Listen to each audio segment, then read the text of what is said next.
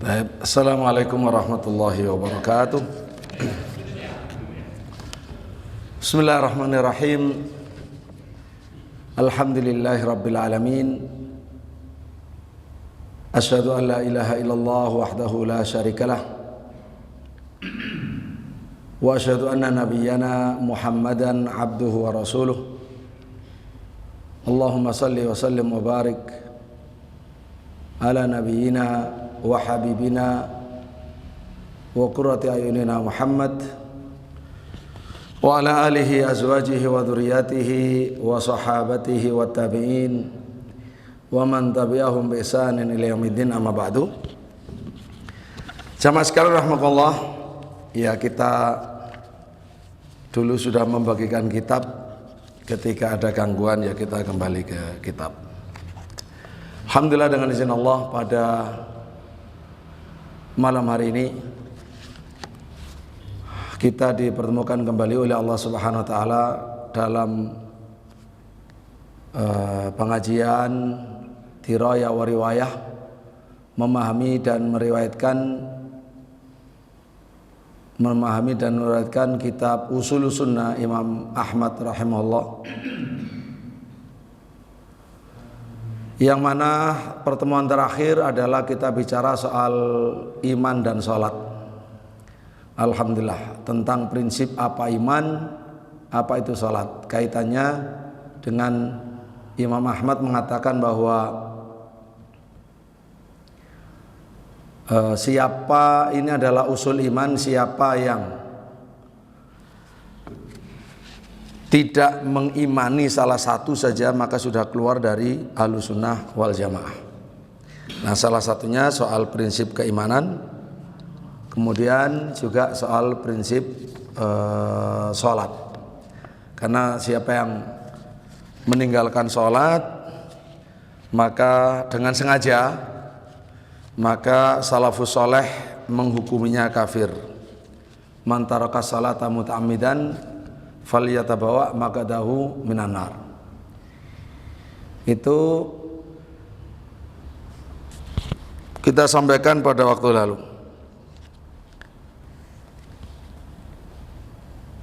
Nah, yang mengatakan tidak sholat dengan sengaja itu kafir, itu mayoritas ulama. Lebih-lebih kalau zaman salafus saleh dikatakan sebagai ijma' salaf.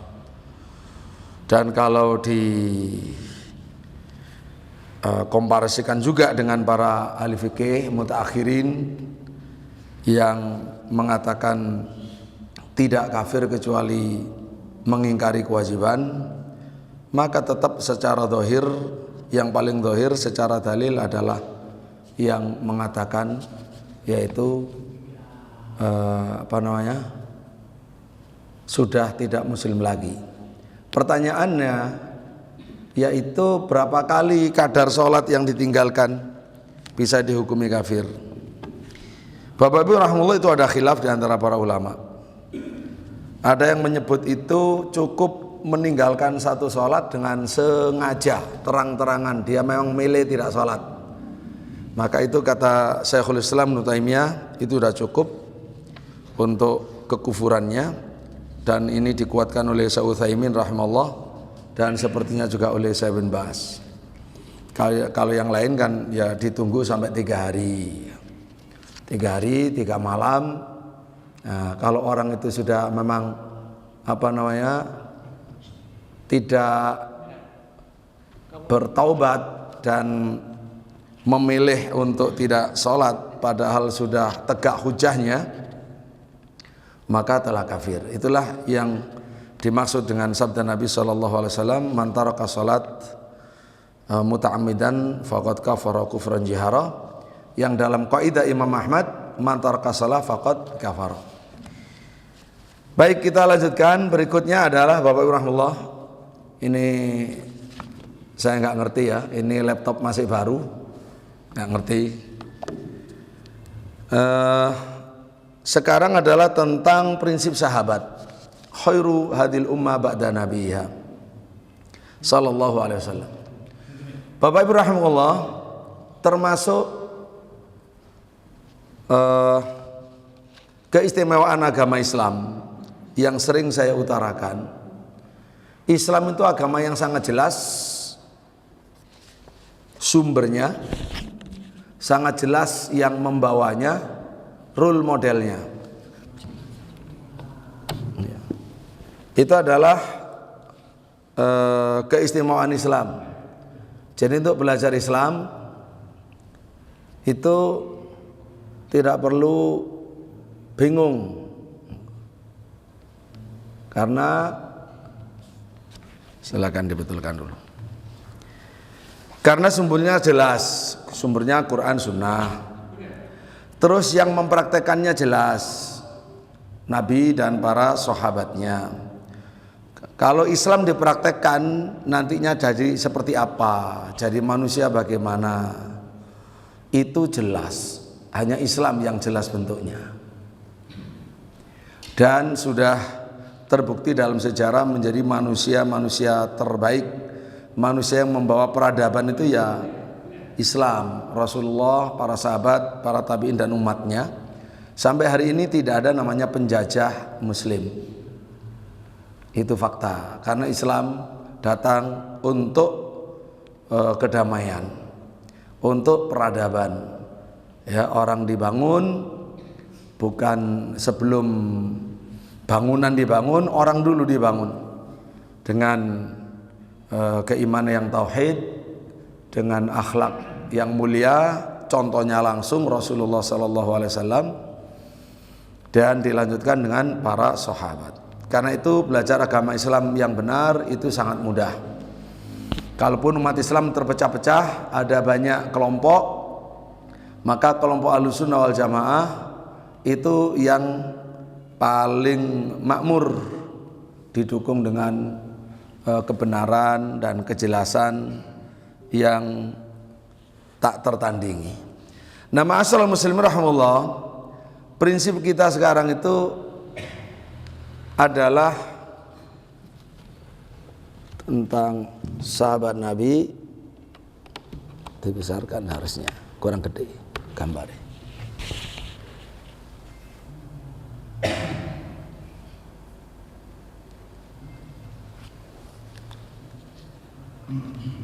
Nah, masih kurang besar.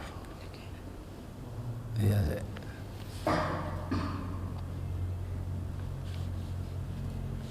Ini sulit, agak sulit anunya ntar.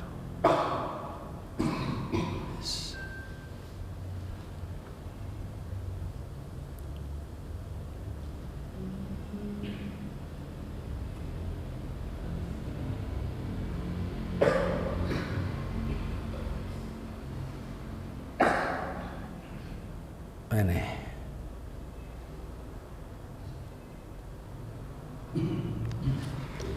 baik, kita baca. Qala al-Imam Abu Abdullah Ahmad ibn Hanbal rahimahullah, nafa'anallahu bi'ilmi fid darain wa ghafarallahu lahu wa li walidayhi wa lana wa li walidina wa li ikhwanil muslimin, Allahumma amin. Wa khairu hadhil ummati ba'da nabiyyiha Abu Bakrin as-Siddiqu thumma Umaru ibnul Khattabi thumma Uthmanu ibnu Affana, nuqaddimu haula'i thalathata kama qaddamahum ashabu Rasulillah sallallahu alaihi wasallam wa lam yakhtalifu fi dhalik. Sebaik-baik umat ini, umat Islam, ba'da nabiyya, setelah nabinya Rasulullah Muhammad sallallahu alaihi wasallam, adalah Abu Bakar As-Siddiq. Abu Bakar yang bergelar As-Siddiq, As-Siddiqul Akbar, orang yang keimanannya terbesar, terkuat, pembenarannya terbesar, membenarkan Nabi sejak awal tanpa ragu-ragu, dengan cepat dan sampai selamanya tidak pernah ragu-ragu, dan menjadi terdepan dalam keyakinan, dalam keyakinan. Ma'asyiral muslimin rahimakumullah,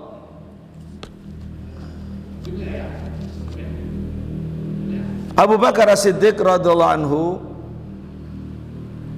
sebagai As-Siddiqul Akbar, insyaallah kisah yang paling kesohor. Bapak Ibu masih ingat enggak kenapa disebut As-Siddiq itu? Masih ingat kisahnya apa?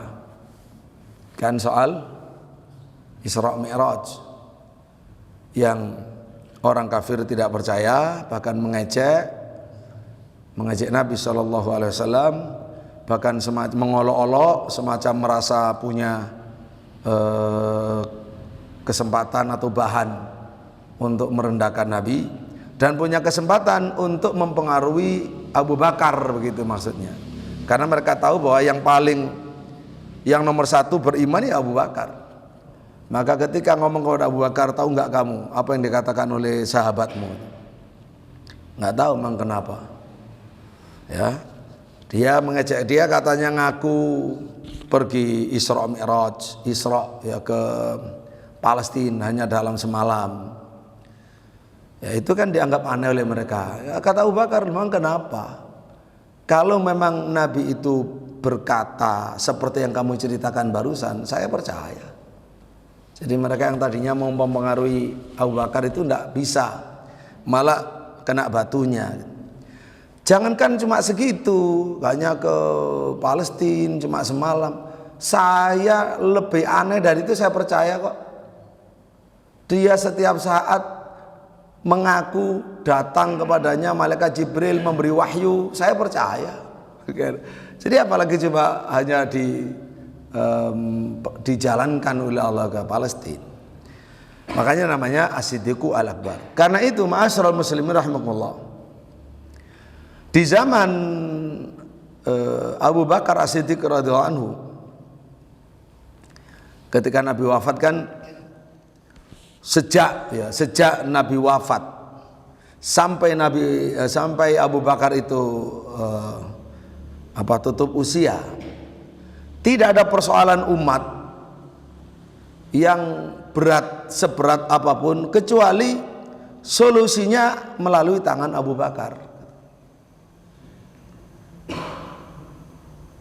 Memang seolah-olah ya sudah disiapkan bahwa Abu Bakar As-Siddiq radhiyallahu anhu adalah pengganti Nabi sallallahu alaihi wasallam.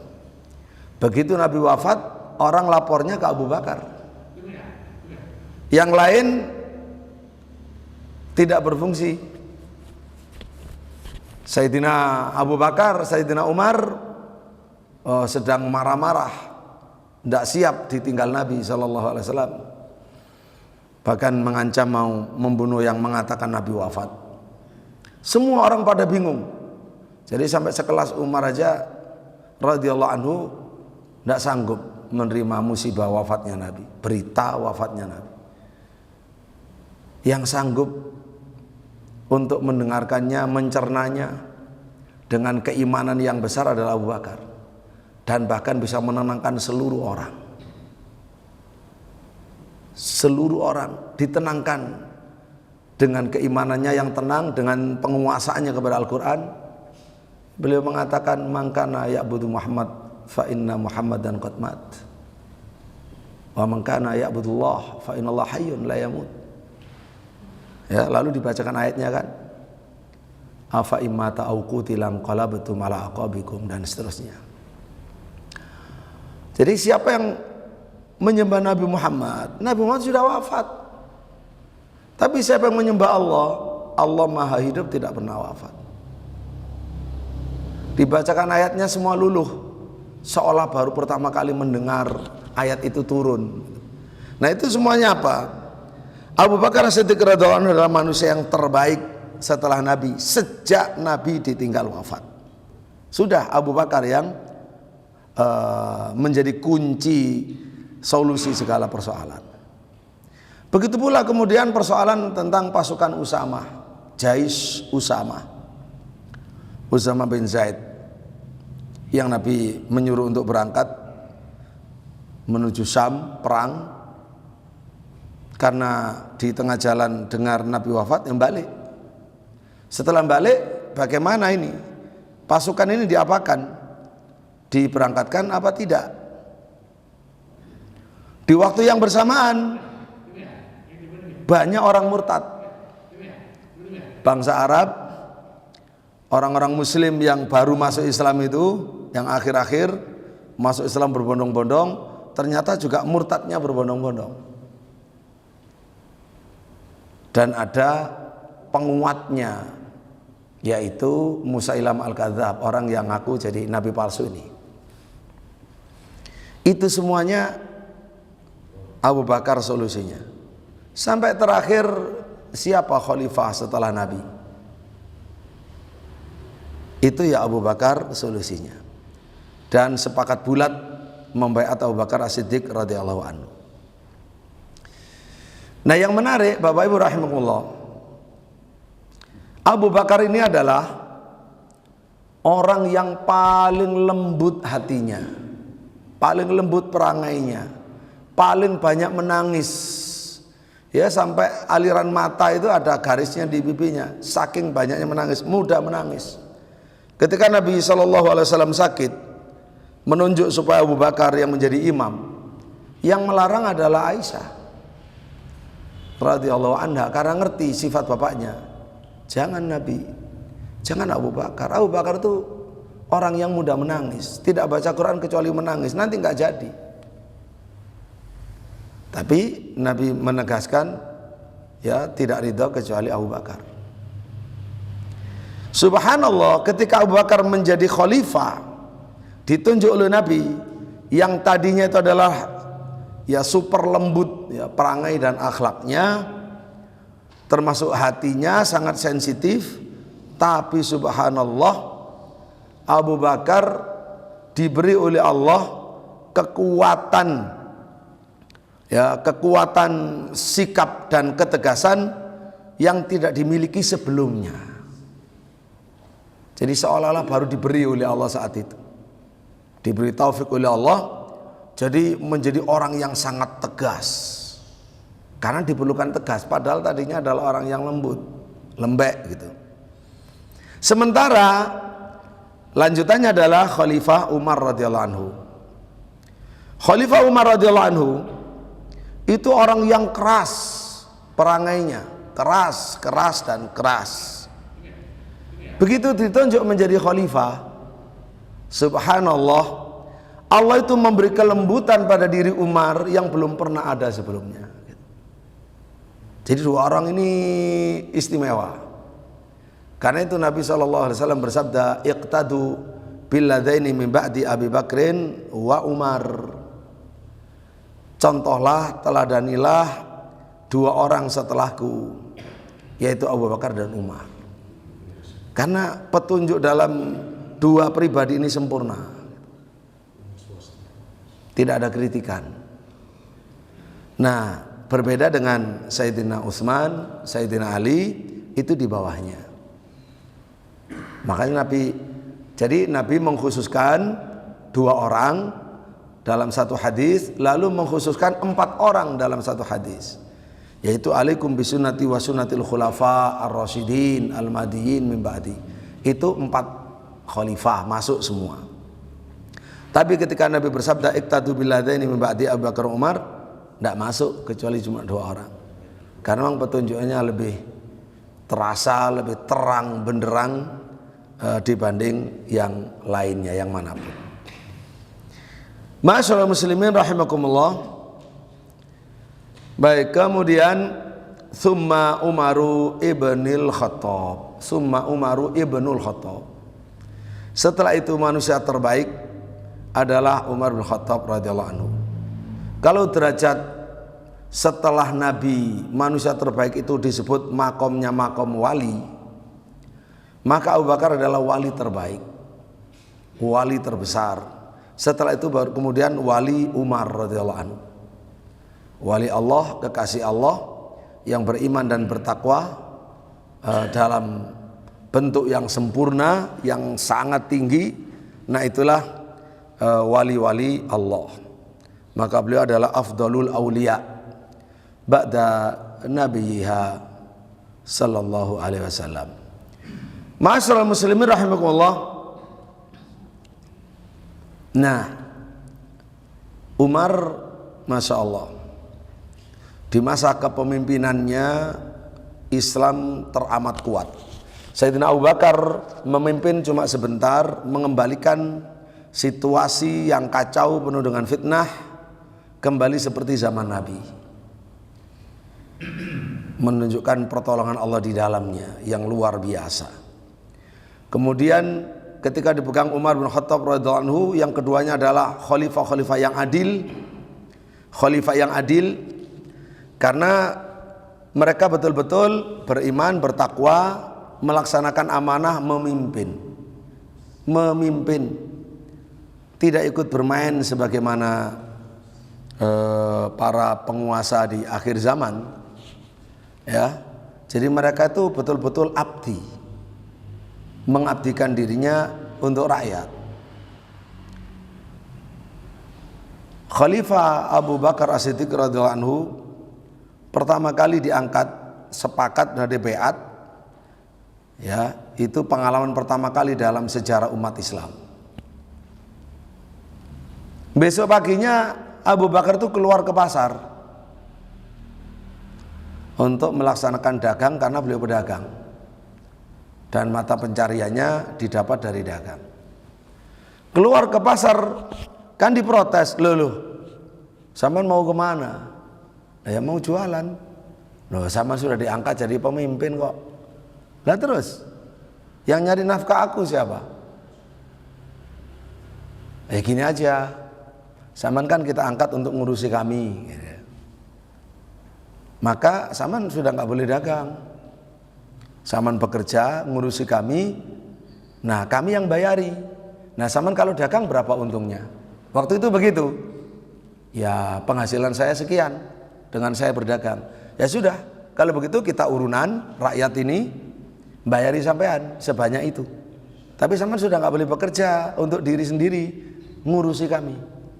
Kan begitu pemimpin Bapak Ibu, pelayan. Nah, itu luar biasa. Jadi maka pemimpin nggak perlu orang kaya, kaya malah repot, sibuk dengan hartanya sendiri. Apalagi dia pengusaha, kebijakannya adalah untuk perusahaannya, ya maka berkurang perhatiannya pada rakyat, sehingga ada clash kepentingan. Lalu pasti yang dikalahkan rakyat, manusia kok, apalagi kurang imannya. Jadi yang menjadi rusak ya gitu, pemimpin loh tapi kok ngurusi dirinya sendiri, apalagi punya kroni, apalagi punya kroni kan macam-macam ya. Jadi punya relawan gitu, kan ngingoni relawannya, akhirnya nggak jadi ngingoni rakyatnya. Itu rusak luar biasa, belum pernah ada sebelumnya kayak begitu. Ya, atau kalau ada itu nggak tahu kita ya, jadi nggak sehebat yang sekarang. Jadi ikut bermain, dia bikin memutuskan kebijakan apa, karena dia yang tahu peluangnya, akhirnya dia bikin perusahaan, dia sendiri yang menjalankan kan itu. Jadi aneh bin ajaib, itu beda, sangat jauh beda cara memimpinnya. Memang Abu Bakar mengabdi, Umar radhiyallahu anhu juga mengabdi, bahkan luar biasa sangat terkenal keadilannya. Semua harta negara ya beliau nggak mau digunakan untuk dirinya atau untuk keluarganya. Sampai ketika mau lapor aja kan ada cerita, kalau untuk urusan pribadi ya nggak boleh pakai lampunya negara. Jadi subhanallah. Bahkan anaknya juga udah, kamu nggak, anak keturunanku nggak boleh jadi pejabat, cukup aku saja. Padahal Sayyidina Abdullah bin Umar itu layak jadi khalifah. Jadi betul-betul ini pemimpin mengabdi, mengayomi semuanya adalah rakyatnya. Nah kalau sudah menjadi pemain repot. Apalagi ya kalau terkumpul dalam satu orang, dia yang mimpin, dia yang memutuskan, dia pengusaha, dia juga jaksa atau polisi atau hakim, ini rusak kabeh kan. Itu Bapak Ibu rahimahullah. Jadi sistemnya sudah rusak, tidak sehat. Baik, jadi Summa Umar bin Khattab radhiyallahu anhu, Tsumma Utsman ibn Affan radhiyallahu anhu. Nuqaddimu haula'i thalathah. Kata Imam Ahmad, kita mendahulukan 3 khulafa rasyidin tadi itu kama qaddamahum ashabu Rasulillah, sebagaimana mereka diajukan, diunggulkan, didepankan oleh seluruh sahabat Nabi tanpa kecuali, termasuk oleh Sayyidina Ali tanpa kecuali. Itulah faktanya dalam agama maupun dalam sejarah. Tapi makanya kemudian ketika muncul orang Syiah itu kan merusak agama, merusak sejarah, betul-betul merusak. Ya karena maklum latar belakangnya juga ada dendam politik dari orang-orang Persia terhadap Islam yang terlalu kuat untuk dihadapi dengan, nggak ada harapan dengan militer, dengan kerajaannya tumbang oleh Sayyidina Umar. Maka cara licik yang diperankan, cara licik pura-pura masuk Islam tapi ingin menikam Islam dari dalam, itu namanya zindik. Muncullah kaum zindik, orang-orang pura-pura masuk Islam tapi merencanakan jahat. Itu orang-orang Syiah.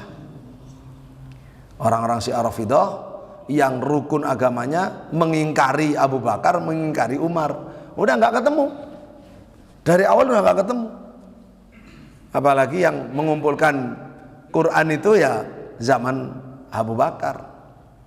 Malah nggak ketemu, Qurannya nggak diterima. Lebih jauh dari itu, seluruh sahabat nggak diterima. Seluruh sunnah Nabi nggak ada yang lewat sahabat.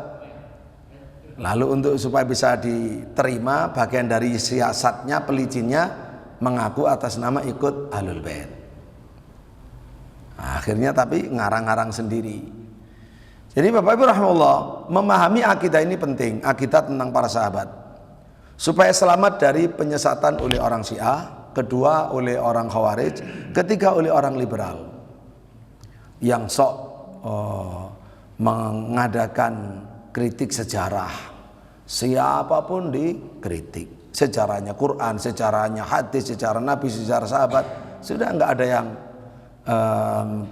tidak ada yang bisa dipegangi dalam agama ini. Bagi mereka ya, bagi mereka nggak ada, karena mereka sudah terjangkit dengan liberal itu ya filsafat, filsafat modern. Bapak Ibu rahimakumullah, lam yakhtalifu fi dzalik. Tidak ada yang khilaf dalam hal ini sama sekali. Tidak ada yang khilaf, ijma seluruh sahabat tanpa kecuali, termasuk oleh Sayyidina Ali sendiri. Nah, Ibnu Umar radhiyallahu anhuma, ya sebagaimana ini kita lanjut begini, masih lanjut ya. Kama qaddamahum ashabu Rasulillah sallallahu alaihi wasallam lam yakhtalifu fi dzalik, tsumma bada haula'i tsalatsa. Kemudian setelah mereka khulafa rasyidin yang 3 itu adalah ashabus surah al-khamsah, 5 orang sahabat yang masuk ke dalam ahli surah. Ahli surah. Nah, termasuk ahli surah itu kan Utsman ya. Utsman. Nah, selain Utsman 5, kan 6 ahli surah itu. Nah, setelah Utsman naik ke atas, maka ahli surahnya tinggal 5. Setelah khulafa rasyidin yang 3, maka yang terbaik adalah 5 orang ahli surah. Ya, itu tim atau dewan formatur yang ditunjuk oleh Khalifah Umar untuk memilih pemimpin pengganti dirinya. Tapi dipilih itu dari 5 orang itu aja, dari 6 orang, tidak boleh keluar dari 6 orang. Silakan pilih salah satu dari 6 itu. Akhirnya 6 itu pada mengundurkan diri, saya nitipkan suara saya pada fulan, saya titipkan pada fulan, saya titipkan pada fulan. Nah, tinggal 3 orang. Yang satu adalah calonnya itu Sayyidina Utsman, kedua Sayyidina Ali, lalu hakimnya. Dan ditunjuklah suara mayoritas dari ahlul halli wal aqdi itu menunjuk ke Sayyidina Utsman yang berhak menjadi khalifah. Nah, 5 orang ahli syura itu Ali bin Abi Thalib, Talhah, Zubair, Abdurrahman bin Auf, dan Sa'ad bin Abi Waqqas. Kulluhum yasluhu lil khilafah. Semuanya layak jadi khalifah. Bahkan Ibnu Umar juga layak, tapi nggak mau Umar memasukkannya. Dipilih memang orang-orang yang ya sudah, yang bukan keluarganya. Wa kulluhum imam. Setiap orang ini adalah imam. Wa nadhhabu ila dzalika wa nadhhabu fi dzalika ila hadits Ibnu Umar.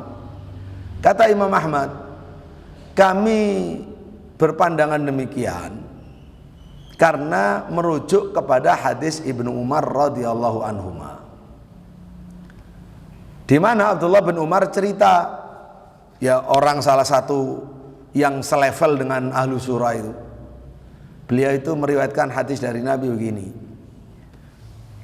menceritakan, kunna na'uddu wa Rasulullah sallallahu alaihi wasallam hayyun wa ashabuhu mutawafirun, Abu Bakrin, thumma Umar, thumma Utsman, thumma naskut. Kunna, kami itu seluruh sahabat Nabi, na'uddu, menilai, menganggap, menghitung, ya, jadi menilai. Wa Rasulullah, sementara Rasulullah sallallahu alaihi wasallam hayyun, Nabi masih hidup. Para sahabat sudah menilai semuanya. Nabi tahu penilaian itu. Nabi meridhoi. Ini namanya sunnah takririyah, ditetapkan. Walaupun nanti ada ya bisa dengan dalil-dalil yang lain ya menjadi sunnah qauliyah. Tapi ini yang diceritakan oleh Ibnu Umar radhiyallahu anhu. Wa ashabu mutawafirun. Sementara para sahabat Nabi yang lain itu penuh di Madinah itu. Belum ada yang keluar. Karena Nabi masih ada. Sehingga para sahabat tidak ada yang keluar. Nanti keluar itu kan ketika untuk ekspansi jihad. Wah, itu mulai keluar itu. Banyak keluar. Mulai Sayyidina Umar, Sayyidina Utsman, Sayyidina Ali, pencar-pencar di seluruh dunia. Para sahabat menyebarkan Islam, berjihad. Semuanya ya mengalami perang, yang di Cina, yang di India, yang di Afrika, yang di Eropa, itu dibuka oleh Islam melalui jihad. Dan ada jejak sahabat semua di sana.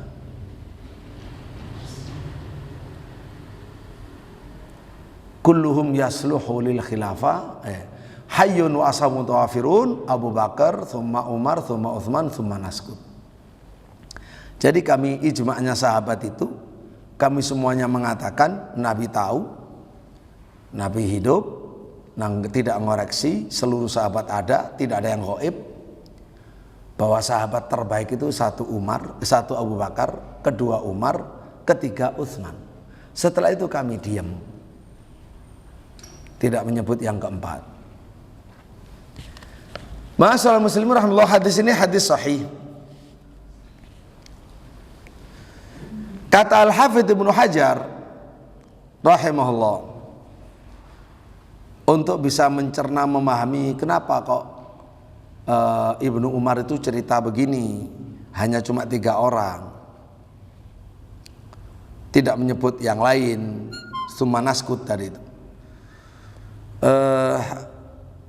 Yang tampak dari riwayat ini bahwa awalnya para sahabat meranking sahabat Nabi dari sisi kualitas keimanan dan kedudukannya di sisi Allah dan Rasulnya, ya. dalam pandangan sahabat itu adalah berdasarkan ijtihad sahabat. Berdasarkan ijtihad. Karena tampak jelas bagi para sahabat fadilah masing-masing dari 3 sahabat itu memang mengalahkan yang lain. Itu mataharinya sudah. Ya terang benderang bagaimana siapa Abu Bakar, siapa Umar, siapa Utsman, apa perannya, ya betapa besar perannya itu sudah tak terkalahkan. Berdasarkan fakta lahiriah seperti itulah, maka para sahabat memang demikian gitu. Mereka bisa memastikan itu. Dan waktu itu belum muncul nas pernyataan dari Nabi. Diperkirakan begitu. Ya belum muncul penetapan nas dari Nabi Shallallahu Alaihi Wasallam. Nah, adapun setelah ada nas, misalnya nas berikut yang Nabi bersabda al khilafatu thalathuna sanah tsumma tasiru mulka. Pemerintah penggantiku, khilafah. Khilafah itu pemerintahan yang menggantikan aku. Ya, pengganti Nabi, khalifatun Nabi itu berjalan selama 30 tahun. Nah, 30 tahun itu adalah masa Abu Bakar ditambah masa Umar ditambah masa Utsman ditambah masa Ali. Itu yang diakui langsung oleh lesannya Nabi. Itu adalah khilafah, kepemimpinan model di selama 30 tahun itu adalah kepemimpinan model kenabian. Namanya al-khilafah ala manhaji nubuwah gitu. Ala manhaji nubuwah. Sama persis dengan Nabi. Ya, prinsip-prinsipnya, hukum-hukumnya, cara menjalankan, kemudian misi dan tugas pokok pemerintahan apa ya, itu sama persis dengan Nabi. Nah, setelah itu sudah agak ada perubahan. Kata Nabi, summa tasiru mulkan. Kemudian setelah 30 tahun, nah 30 tahun itu tambah sedikit masa pemerintahan Imam Hasan bin Ali yang cuma 6 bulan. Terus beliau lepas, diserahkan kepemimpinannya ke Sayyidina Muawiyah untuk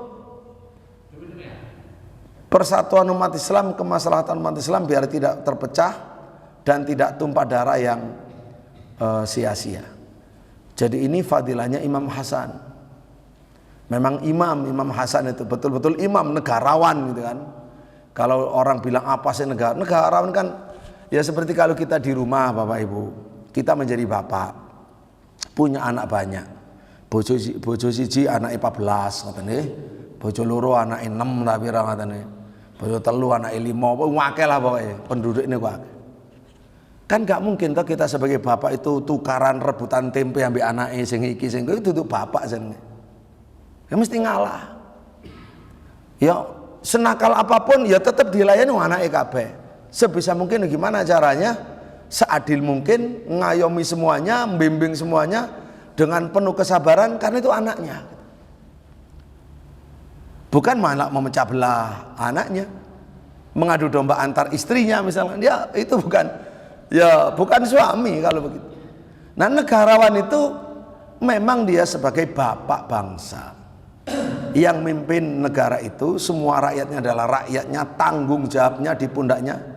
Sayyidina Umar itu sampai saya khawatir ditanya oleh Allah, kalau ada seekor kambing berjalan di Irak kemudian jatuh terpleset karena tidak saya siapkan jalannya. Itu perumpamaannya itu sampai ngatur jalannya kambing. Takut dihisab oleh Allah. Kalau manusia sudah beres. Ya, itu saking besarnya tanggung jawab. Nah, termasuk ketika paceklik, Sayyidina Umar ikut nggak makan. Ketika paceklik di Medina itu, kulitnya Umar itu sampai berubah jadi hitam. Karena makannya berubah, dia makannya tidak kalah prihatinnya dari rakyat. Itu namanya negarawan. Itu tuh Dia makan enak-enak, kemudian ayo yang sabar ya rakyatku, wis ayo singkong, nanam singkong misalkan ya. Nah, tapi dia kan beda, nggak merasakan seperti yang dirasakan rakyatnya. Nah, Sayyidina Umar itu seperti itu. Nah, Bapak Ibu rahimakumullah, setelah itu adalah kan itu sama. Nabi dulu pernah sahabat itu seperti Abu Hurairah, kalau lapar itu sampai perutnya diikat kan, karena kan kemerucuk itu kan nggak enak, supaya nggak ana kemerucuke ngatane itu diikat. Loh, Nabi juga pernah ngikat perutnya sama. Loh, kenapa kamu? Lapar. Yakin laparnya nggak ada makanan. Kenapa kamu? Iya sama. Subhanallah, ya itu maksudnya ya itulah betul-betul negarawan pengabdi itu. Ya hidup bersama rakyat. Nasib rakyat adalah itu yang amanah menjadi pikirannya, misi hidupnya. Setelah itu Bapak Ibu, sumatasiru mulkan. Nah, Imam Hasan tadi itu melihat dia sebagai pemimpin yang sah setelah Sayyidina Ali. Tapi akibat dari perang dulu, ada perang Jamal, ada perang Siffin, Islam terbelah menjadi dua markas, satu di Kufah, satu di Suriah, di Sam, Damaskus. Yang di Damaskus itu kuat sekali pasukannya, pasukan Utsman. Memang Masya Allah orang Sam ya sampai hari ini kan. Sampai hari ini coba lihat dunia Islam, siapa yang bisa dilihat walaupun negaranya kacau. Yang diharapkan ya Timur Tengah, wabil khusus Sam. Nanti berdasarkan hadis ada Medina dan Yaman. Itu kan hadis-hadisnya jelas tentang fadilah-fadilah itu di akhir zaman menjadi peran. Ya itu aja perangnya itu. Kayaknya kalau kita ini cuma mengekor gitu. Jadi intinya itu ya mereka-mereka itu. Bapak Ibu rahimahullah, nah melihat waduh ini kasihan rakyatku kalau terus seperti ini, padahal ini sesama umat Islam. Dan peristiwa itu memang peristiwa yang sangat pelik, namanya perang fitnah. Ya sudah, aku tak ngalah. Berunding dengan Muawiyah, ini demi kemaslahatan Islam dan umat Islam, aku ngalah. Tak serahkan kamu aja yang mimpin ya. Sampai apa? Sampai kamu meninggal. Kalau kamu meninggal, aku masih hidup, aku yang mimpin. Tapi kemudian kan beliau mati diracun, katanya begitu. Radhiyallahu anhu, nggak tahu ya. Itu misteri dalam sejarah. Dan Nabi mengatakan bahwa Hasan adalah imam, sayyidu sababi al-jannah. Hasan adalah sayyid. Ya, Hasan adalah sayyid. Dia akan mengakorkan dua jamaah Islam yang besar. Itu sudah disabdakan oleh Nabi sallallahu alaihi wasallam. Nah, sayyid itu adalah pemimpin ya bapak bangsa tadi itu. Bukan yang tukaran sama rakyatnya. Pemimpin malah tukaran sama rakyatnya, ini apa? Ya, atau ngerebut milik rakyatnya. Ya mesti rakyat mesti kalah, nggak ada yang bisa menang melawan pemimpin. Jadi Bapak Ibu rahimahullah, kembali ke khilafah ala minhajin nubuwah tadi, lalu berubah setelah itu menjadi mulkan, menjadi kerajaan. Karena setelah Sayyidina Muawiyah radhiyallahu anhu wafat, isi perjanjian itu kan, kalau memang Sayyidina Hasan masih hidup, secara otomatis sudah, ya langsung beliau menjadi menggantikan berdasarkan kesepakatan. Tapi kalau tidak, kalau Allah menakdirkan beliau wafat dulu, begitu bunyinya, maka wajib pemilihan setelahnya harus dengan seperti Khulafa Rasyidin. Tidak boleh turun ke anak. Dipilih yang paling memenuhi syarat sebagai khalifah muslim. Nah, sahabat Muawiyah radhiyallahu anhu berijtihad. Beliau sebagai pemimpin yang besar, seorang sahabat Nabi, kita tidak boleh suudzon sama beliau, ya, apalagi benci, itu nanti menjadi khawarij atau menjadi syiah, ya. Dia sahabat Nabi, punya kehormatan yang besar. Kalaupun punya salah, Allah sudah mengampuni para sahabat ini. Beliau 40 tahun memimpin umat Islam, penyebaran Islam terluas, termasuk di zaman Muawiyah radhiyallahu anhu. Beliau melihat kondisi yang sudah tidak kondusif. Jadi memang subhanallah, sunatullahnya begitu. Kalau khilafah nubuwah itu faktanya memang 30 tahun kata Nabi. Setelahnya kan sudah mustahil, nggak bisa. Maka Sayyidina Muawiyah itu berusaha untuk memenuhi isi perjanjian sebagai seorang sahabat Nabi. Dia ingin ada pemilihan langsung oleh seluruh wilayah negara Islam yang mimpin, bukan dia. Cuma dia urun nunjuk dan sudah menyiapkan, yaitu anaknya Yazid. Tapi dia tidak bisa menjadi pemimpin kalau tidak diakui oleh seluruh negara Islam, gitu loh. Jadi itu yang bisa beliau lakukan di akhir hayat. Daripada kacau balau gitu, beliau berijtihad. Nah, ketika beliau sudah dimulai, setiap ada utusan dari negara manapun datang ke beliau, ya kan pakai perwakilan, ya ada yang sudah membaiat, ya artinya setuju gitu, setuju. Yang nggak setuju ya Mekah Madinah itu nggak setuju. Sehingga masih ada sisa perang, yaitu dengan Abdullah bin Zubair yang membuat pemerintahan Mekah selama 7 tahun. Tapi akhirnya kemudian juga kalah. Setelah itu menjadi satu, kekuasaan Bani Umayyah. Itu kerajaan itu. Tapi tetap nama umumnya khilafah Umayyah, ya. Umayyah, Bani Umayyah. Setelah itu ganti karena dikalahkan sama keturunan sahabat Nabi, paman Nabi Abbas, maka kemudian menjadi kerajaan Abbasiyah. Begitu seterusnya. Nah, yang bahaya itu kata Nabi, setelah khilafah yang kerajaan ini habis, akan muncul mulukan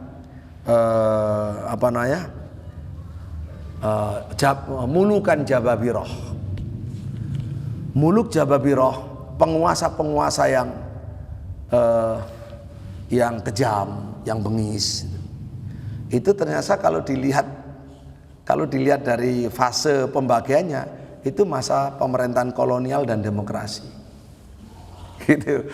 Itu masuk pengelompokannya di sana. Ya, Bapak Ibu rahimahullah. Mulkan Adon, ya. Terus muluk Jababiroh. Baru setelah itu nanti akan muncul lagi khilafah ala minhajin nubuwah yang nantinya Imam Mahdi itu. Insya Allah demikian. Nah, Bapak Ibu rahimahullah, kemudian kita lanjut. Qala Syekhul Islam Ibnu Taimiyah rahimahullah. Syekhul Islam mengatakan, man ta'ana fi khilafati ahad min haula'il a'imma fa huwa adallu min himari ahli. Siapa yang mencela kepemimpinan satu dari 4 khulafa rasyidin, maka dia lebih sesat daripada keledai piaraannya. Dia lebih sesat daripada keledai piaraannya sendiri. Kemudian berikutnya adalah lanjut. Qala Imam Ahmad rahimahullah, "Tsumma afdalun nas ba'da ashabi Rasulillah sallallahu alaihi wasallam al-qarnul ladzi bu'itsa fihim." Kemudian manusia yang terbaik setelah mereka melompat saya ya. Melompat. Summa min ba'di ashabi surah, saya bacanya melompat. Summa min ba'di ashabi surah. Kemudian setelah ashabu surah yang 5, ahlu badrin adalah peserta perang Badar yang 300 lebih itu. Minal muhajirin, yang dari muhajirin. Summa ahlu badrin minal ansar, ya keseluruhannya ya. 300 lebih itu muhajirin ansar ya. Kemudian ahli Badar yang dari Madinah, karena memang muhajirin itu lebih afdal dari ansar. Min ashabi Rasulullah sallallahu alaihi wasallam ala qadril hijrati, sesuai dengan apa Bapak Ibu? Sesuai dengan tingkat mereka dalam al-hijrah dalam hijrahnya kepada agama Islam. Ya, jadi kalau hijrah itu bisa hijrah Islam, bisa hijrah ke Madinah ya. Wasabiqah, nah sabiqah ini yang hijrah itu ke Madinah, sabiqah itu yang dahulunya masuk Islam. Jadi rankingnya itu disesuaikan dengan siapa yang hijrah lebih dulu ke Madinah, itu yang terbaik. Siapa sabiqah yang Islamnya lebih dulu, itu yang terbaik. Jadi yang pertama as-sabq ilal Islam, pertama kali masuk Islam, yang lebih dulu masuk Islam. Yang kedua adalah as-sabr fi syiddah, kesabaran ketika menghadapi ujian di Mekah. Yang ketiga adalah suhbah, lama dan mutunya menemani Nabi serta perannya menjadi sahabat Nabi. Yang keempat hijrah ke Madinah maupun memberikan tumpangan di Madinah. Yang berikutnya adalah faktor yang menentukan, kelima an-nusra wal jihad, menolong Nabi dan berjihad bersama Nabi. Baru yang ketujuh, unsur faktor yang mengunggulkan, yang menjadi faktor keunggulan di antara sahabat adalah at-tablighu lid-din, yaitu perannya dalam penyebaran agama. Jadi di antara sahabat itu dibedakan oleh satu as-sabaqu ilal Islam, siapa yang lebih dulu masuk Islamnya. Kedua adalah as-sabru fi waqti syiddah, tingkat kesabaran pada saat menghadapi kesulitan. Yang ketiga adalah as-suhbah lin Nabi, yaitu menemani Nabi.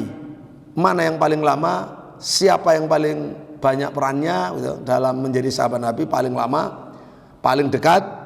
Kemudian al-hijrah wal iwa, kemudian siapa yang paling dulu hijrah, lalu siapa yang paling besar memberi manfaat tumpangan kepada orang muhajirin.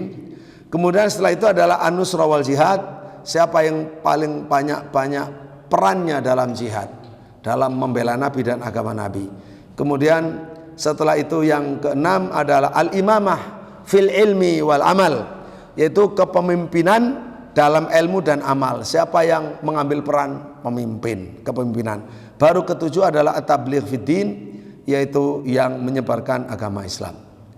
Ma'asyiral muslimin, Allah, setelah itu summa afdhalun nasi ba'da haula, dari awalan fa awalan, ya satu demi satu, itu diurut itu seperti itu. Summa afdhalun nas, kemudian manusia yang paling utama setelah itu ba'da haula adalah ashabu Rasulillah sallallahu alaihi wasallam, seluruh para sahabat Nabi, al-qarnul ladzi bu'itsa fihim, yaitu manusia sezaman dengan Nabi diutus. Siapa yang sezaman dengan Nabi, itulah generasi manusia yang terbaik. Berarti seluruh generasi sahabat. Wa kullu man sahibahu sanatan aw syahran aw yauman aw sa'ah, dan setiap orang yang menemani Nabi, apakah setahun ataukah 1 bulan ataukah 1 hari ataukah sesaat, aw ra'ahu, atau bahkan hanya sekali melihat Nabi waktu haji wada, itu pun dari jauh, itu masuk kategori sahabat. Atau ya aura'ah fahuwa min ashabi, maka termasuk sahabatnya. Itulah definisi sahabat. Paling kecil sahabat itu orang yang hidup zaman Nabi dalam keadaan Islam, sempat melihat Nabi walau sebentar, walau sekilas, ya sudah sahabat. Nah, kemudian fahuwa min ashabihi lahu min as-suhbah ala qadri ma sahibah, dia punya keutamaan menjadi sahabat sesuai dengan kadar persahabatannya. Wa kanat sabiqatuhu ma'ah, dan termasuk dahulunya masuk Islam bersama Nabi. Wa sami'a minhu, dan pernah mendengar Nabi bersabda.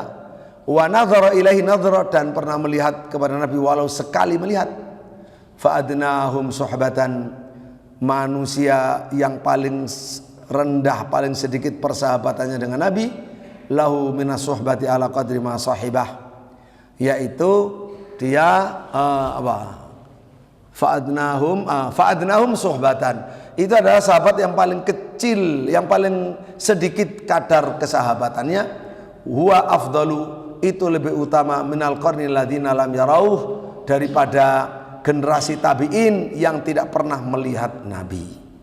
Walau laqullaha bijamil a'mal, meskipun seluruh tabi'in itu ketemu Allah dengan membawa seluruh amal, tetap tidak bisa menyalip keutamaan seorang sahabat yang hanya melihat Nabi sesaat. Kana haula'i ladzina sahibun nabiyya, adalah mereka orang-orang yang menemani Nabi, menjadi sahabat Nabi. Wa ra'auhu, pernah melihat Nabi. Wa sami'u minhu, pernah mendengar Nabi. Wa man ra'ahu bi'aini, siapa yang melihat dengan mata kepalanya. Wa amana Nabi, dan beriman dengannya, walau sa'atan, walau hanya sesaat. Afdalu li suhbati minat tabi'in, dia lebih utama karena faktor persahabatannya dengan Nabi, ya, lebih afdal daripada tabi'in. Walau alimu kulla a'malil khair, meskipun tabi'in ini mengamalkan segala bentuk amal yang soleh. Ini pandangan Imam Ahmad rahimahullah, ya. Karena itu yang mendukung ini, misalnya Nabi berkata begini, la tasubu ashabi fa wallahi law anna ahadakum anfaqa mithla uhudin dzaban ma balagha mudda ahadihim au nasifahu. Ya, janganlah kalian mencela sahabatku. Demi Allah, kalau seorang kamu yang mencela sahabatku itu berinfak sebesar gunung Uhud berupa emas, ya, berinfak emas sebesar gunung Uhud, maka pahalanya tidak bisa menyamai pahala seorang sahabat yang infaknya cuma infak satu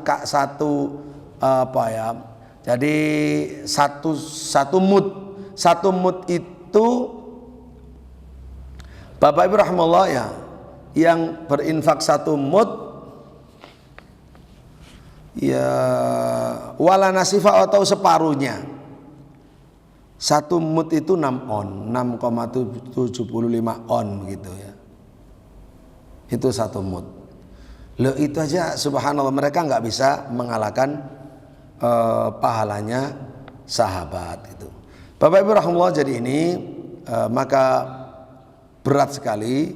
Jangan sampai ketika kita itu, artinya besar sekali haknya para sahabat di pundak kita. Kita wajib mencintai, tidak boleh membenci, tidak boleh suudzon, tidak boleh menjadi sasaran kritik, apalagi mencaci, mengumpat, maka kita pasti menjadi ahli bid'ah. Pasti nanti yang musuhi kita di akhirat adalah Rasulullah sallallahu alaihi wasallam. Ya. Jadi itu kajian untuk sahabat pada malam hari ini. Alhamdulillah sudah rampung, termasuk waktunya juga sudah adzan. Ada pertanyaan Bapak Ibu?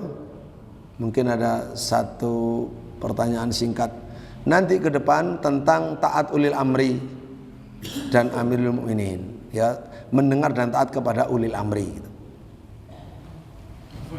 Nah, barangkali bisa memberikan gambaran penjelasan tentang hadis tragedi hari Kamis, di mana Rasulullah minta rela untuk berusaha nasihatnya kepada para sahabat, dan ini yang dijadikan para Syi'un untuk membenci Pak Umar. Iya, itu adalah ijtihad para sahabat. Karena jadi Nabi itu kan minta supaya didatangkan pen atau apa, kertas gitu kan, karena ingin berwasiat katanya. Berwasiat bukan tentang agama, jadi tentang masyarakat kan, tentang, artinya Nabi memikirkan umatnya supaya. Kata para sahabat, apalagi kata Sayyidina Umar, cukup ya Rasulullah, Quran Sunnah sudah cukup, sudah cukup, itu bagi kami sudah cukup. Nah akhirnya kemudian diantara mereka ada perbedaan, ada yang mengatakan cukup, ada yang mengatakan kasih saja, kan gitu ya. Akhirnya kan ada geger suara. Berkata Nabi, sudah keluar semuanya, tidak usah bertengkar di sini. Nabi nyuruh keluar itu nggak boleh bertengkar di situ, karena Nabi kan sakit. Tapi Nabi ridho ketika nggak perlu nulis, karena sudah percaya sahabatnya, ya cukup. Nabi itu maksum. Nabi tidak mungkin karena ngambek kemudian ada kebenaran tidak tersampaikan, itu tidak ada. Itu nggak maksum namanya. Ya, jadi begitu. Karena saking kuatnya iman, dan betul memang, ya nggak ada masalah. Dibuktikan apa? Begitu geger siapa khalifah, selesai kan? Karena sudah cukup. Apa yang disampaikan Nabi, Quran, Sunnah itu sudah cukup, semuanya faham. Jadi nggak perlu pakai wasiat. Tentang kepemimpinan itu nggak perlu pakai wasiat. Nah buktinya di Sakifah Bani Sa'idah itu ijma, semuanya milik Abu Bakar. Karena terang benderang seperti matahari. Yang menggambarkan itu adalah awal pertikaian karena gara-gara Umar, gara-gara sahabat yang tidak nurut sama Nabi, ya keliru. Wong bertentangan dengan sejarah, nggak begitu fakta sejarahnya. Ya, tidak begitu fakta sejarahnya. Jamaah sekalian rahimallahu, khilaf itu ya dimulai ketika Sayyidina Utsman mereka bunuh, mereka fitnah. Disitulah mulai menganga khilaf yang luar biasa. Ketika Sayyidina Utsman di demo dibunuh. Nah tapi kalau ketika Abu Bakar tidak ada khilaf. Persoalan iya karena salah paham. Penduduk Madinah kan punya pikiran begini. Penduduk Madinah itu setelah Nabi belum dikubur, sahabat masih bingung, dan terus penduduk Madinah ini semacam punya pemahaman di Sakifah Bani Sa'idah, kita ini kan penduduk asli yang punya wilayah. Tidak boleh wilayah ini vakum dari kepemimpinan gitu. Jadi melihatnya itu kan sebagai penduduk Madinah. Nah muhajirin masih memandang begitu. Ada anggapan begitu. Sehingga kumpul khusus para pentolan Madinah, maunya ngangkat siapa pemimpin Madinah. Baru ketika dengar kabar langsung yang dicari siapa? Umar dan Abu Bakar. Abu Bakar yang dicari. Dikasih laporan ada perisa begini, langsung ngajak beberapa orang kita ke sana supaya tidak terjadi fitnah. Kalian sedang apa? Ya ngomong lah, ya tadi itu. Ini kan vakum, nggak ada pemimpin. Artinya di situ gini, masa lupa? Kata Nabi itu, pemimpin itu di tangan Quraisy. Sementara Ansor itu hanya memegang wazir, wuzara, al-wizara, menteri. Akhirnya manut. Ketika disampaikan, ketika kumpulkan semua kebenaran itu dimunculkan dalil-dalilnya. Ya manut, semuanya baiat. Nabi sudah berpesan, masa lupa? Al-a'imah min Quraisy. Jadi antumul wuzara. Jadi betul-betul itu sudah menjadi satu, nggak bisa lagi berlaku. Mereka kan pendatang, sudah bukan pendatang lagi. Ya awalnya pendatang, sudah menjadi satu kesatuan.